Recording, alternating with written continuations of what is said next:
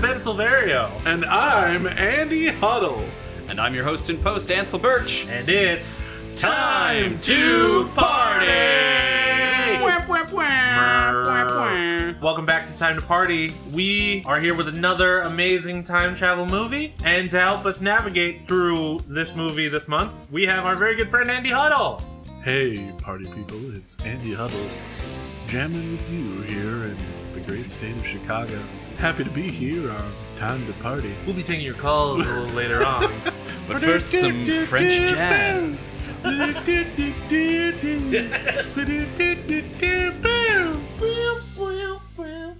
Hey, thanks for having me. It's a pleasure to be here. I want all you party people to know that I'm the only one drinking alcohol right now. This is just how we are. Yeah.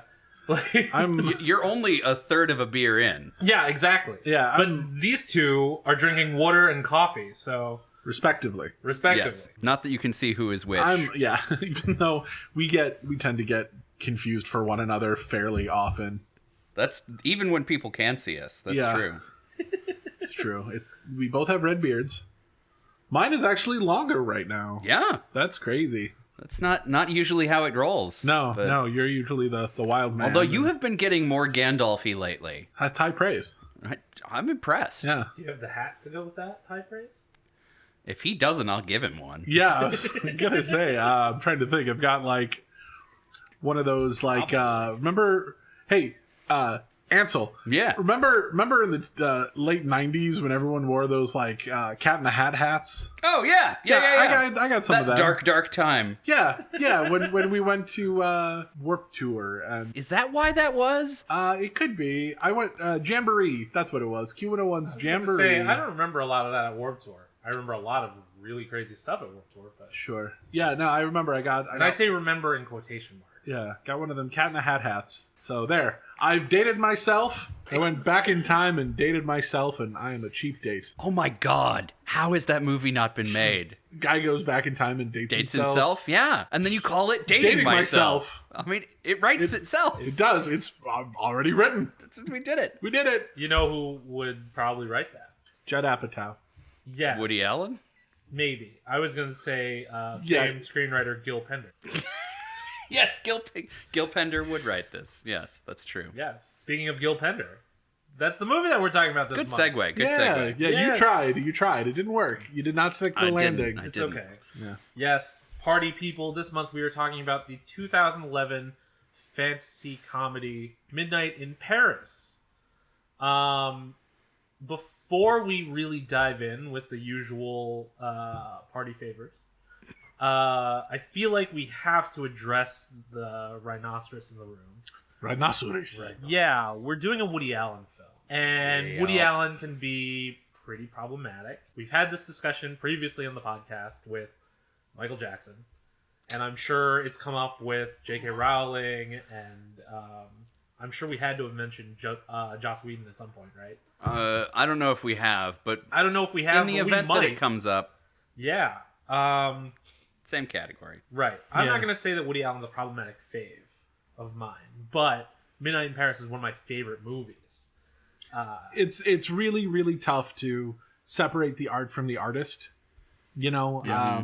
I often say, well, look at like Herman Melville. Sure. You know, he wrote Moby Dick, one of the greatest novels of all time. Yep. Debatable. You've heard of it. We're Yep. talking about it. That's true. He That's did true. something right with his life. He did. He's very... I'm going to say that's about marketing. I don't know. Yeah. He had better PR people than Woody Allen.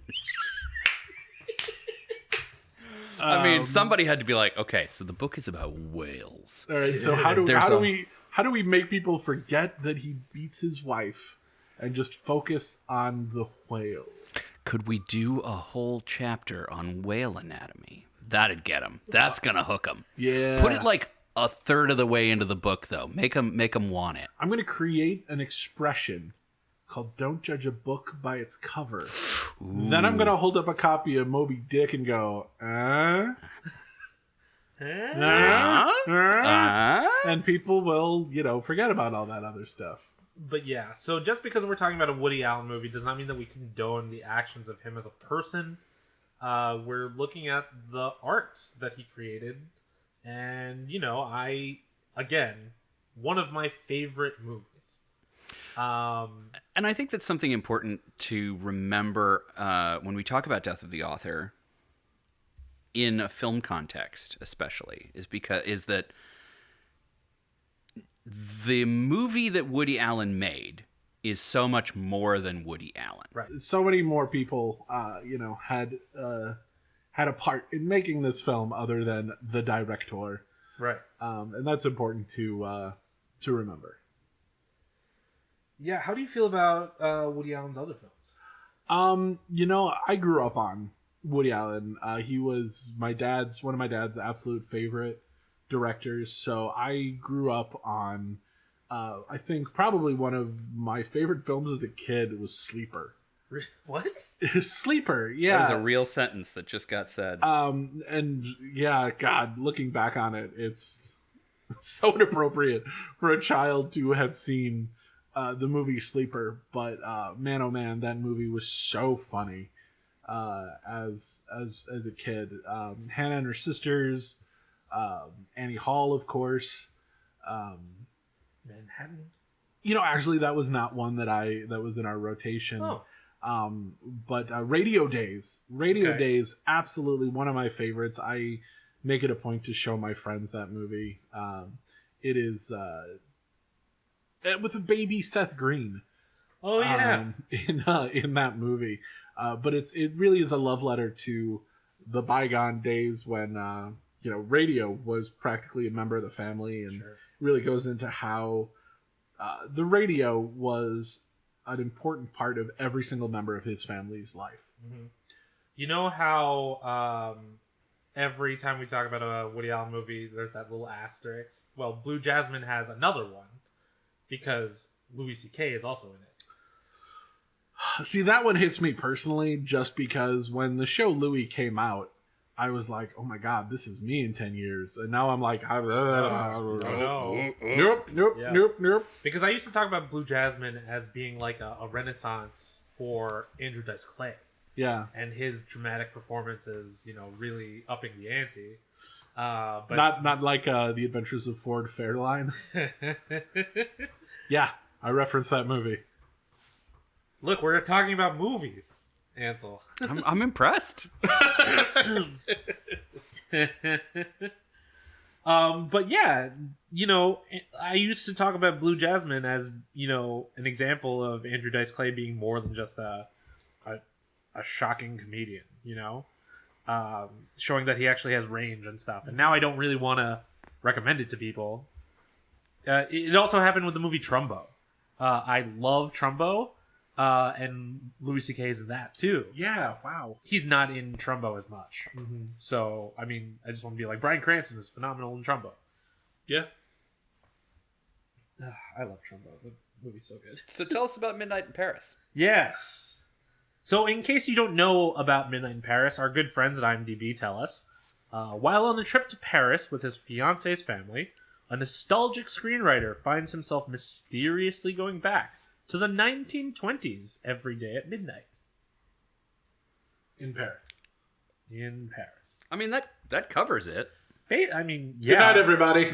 Yeah. All that stuff happens. Yeah, That's true. That is. I like that they put nostalgic in there so importantly. It Yes. really is a very important word. The horrible Michael Sheen in this movie. Oh my God. Oh my God, he just plays this unrelenting, smarmy douchebag. And he talks about this, what is it, nostalgic thinking? Yes, the Nostalgia is denial. Denial of the painful present. Yes. doesn't he call it like the deranged or he uses some like pejorative term Very much so, for yeah. the nostalgic mind. Golden Age thinking. Golden Age thinking, that's what it is. Yeah, that, the people back in the day, they had it right. A flaw in romantic age imagination of those people who can't cope with the present. But, and I don't think that really applies to our main character at all. I don't. I really don't think that that is kind of his problem, is that he can't really deal with fair. with the way things are right now. I think he's fine with it. I just think he, obviously romanticizes things, but I don't think that is because he can't cope with modern day living in 2011. Well, 2010. The movie takes place in 2010. Yeah. Yes. I would say that the He thing says that he it. can't cope You with. say it.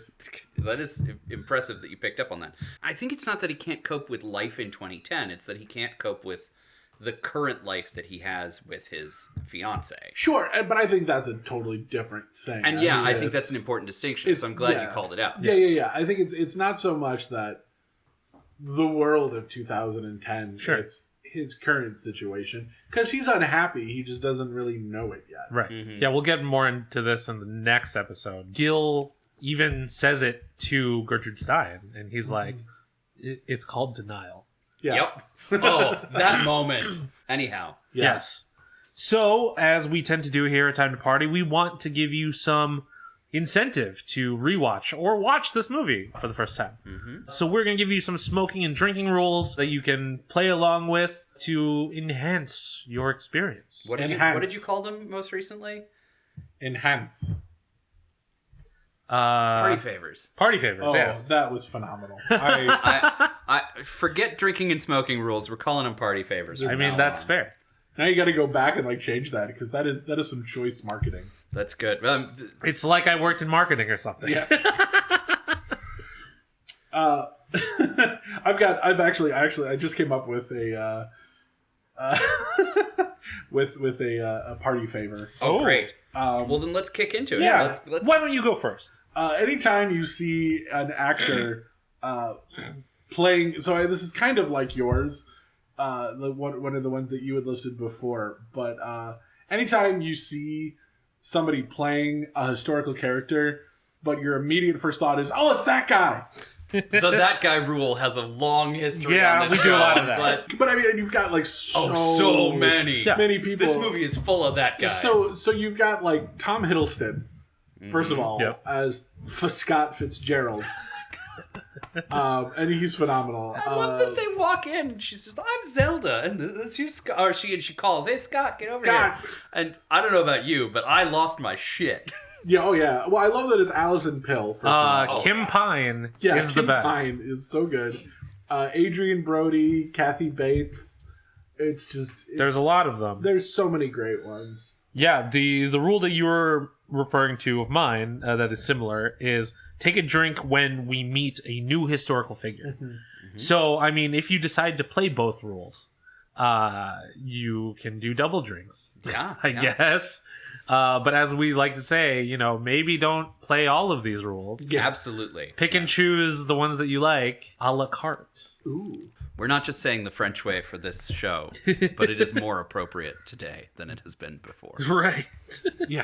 My next rule. This is one of those in Bruges type rules. Bruce.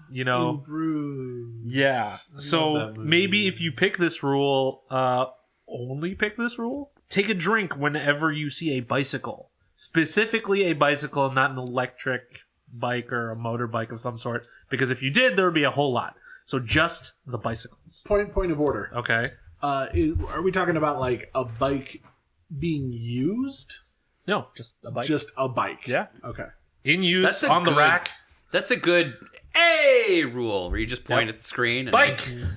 Bike. A row of 6 bikes. Waterfall. Yes. Just take sips for the bike rule. Anytime that Ernest Hemingway says the word true, for it is good, it is pure, and it is true. It's fun seeing Corey Stoll play Corey Hemingway. Stoll just disappears into that role. Yeah. I mean, if you get the chance to play Hemingway, you fucking play You Hemingway. take it. Isn't Hemingway another somewhat problematic figure in literature? I mean, That's kind of the point of Hemingway, I think. Right, that's Hemingway 101. Like, Yeah, right. Let's talk about his problems, then we'll get into his work. Yes. Here's a list of people that Hemingway wanted to have a fist fight with. Here's a number of people that Hemingway did have a fist fight with. You'll notice they're the same list. Very similar list. Yeah, it's so good though. I mean, honestly, though, maybe this is me not knowing enough, but aside from being sort of like a loud, obnoxious fighter dude, I don't know if he did anything like inappropriate. Right, Like, something I don't that think would have he, gotten him canceled in the year 2022. we might have a problem with him fighting folks, but I don't know if we'd have canceled him per se. I mean, Russell Crowe's still around. That's true. He was basically a more off the chain Russell Crowe. Interesting. I hope Russell Crowe doesn't hear this podcast. He's a big fan. Oh man. That's why we don't talk about Les Miserables. No worries, Russ. We think you're cool. It's fine. We don't talk about Russ Crowe. No. We don't talk about Russ Crowe. Wow. Incredible. Andy, what's your next rule? Rhinoceros. Oh, yeah. Just every time Dolly says it. Yeah, anytime somebody says the word rhinoceros, you got to take a shot. I like it. Oh, God. Oh, God. Yeah, I said it. I don't like that. All right. That's intense. That's your third act. That's Hail Mary. that's how you end the movie. Yeah, right. Ready. If you are not drunk by the third act, Rhinoceros. Or anytime somebody says Dali. Just drink the whole time Adrian Brody's on screen. I mean, I usually do. I also have a shot rule. You should take a shot for Cathy Bates out of respect. Out of respect, yeah. No, What a phenomenal actress. I mean, honestly, like both for Cathy Bates and Gertrude Stein, I think. Sure. Oh, yeah. Yeah. Both deserve it. I mean, Cathy Bates does a phenomenal job portraying Gertrude Stein, but like the impact left by Stein on her own is enough to warrant respect. So rack up a couple. Yeah, you know.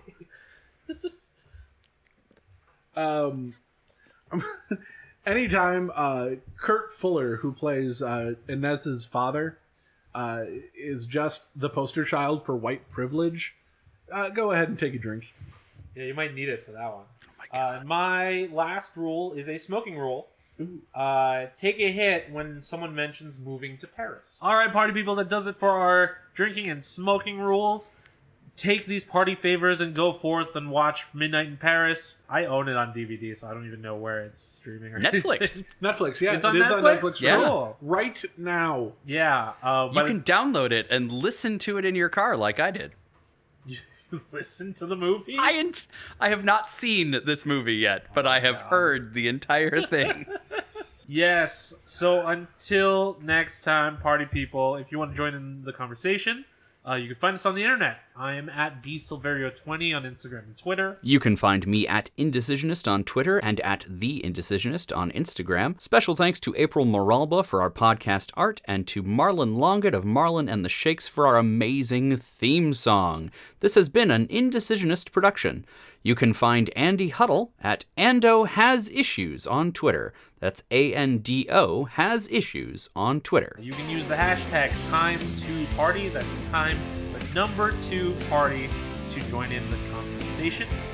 And while we get ready to bring you our review episode, and while you go watch the movie and all that good stuff, just want to remind you all, be excellent to each other and party on, dudes. I was trying to think of some Cole Porter songs to be like, Let's drink some shit. Even educated bees do it. Even educated bees do it. Let's do it. Let's get fucked up. There it is.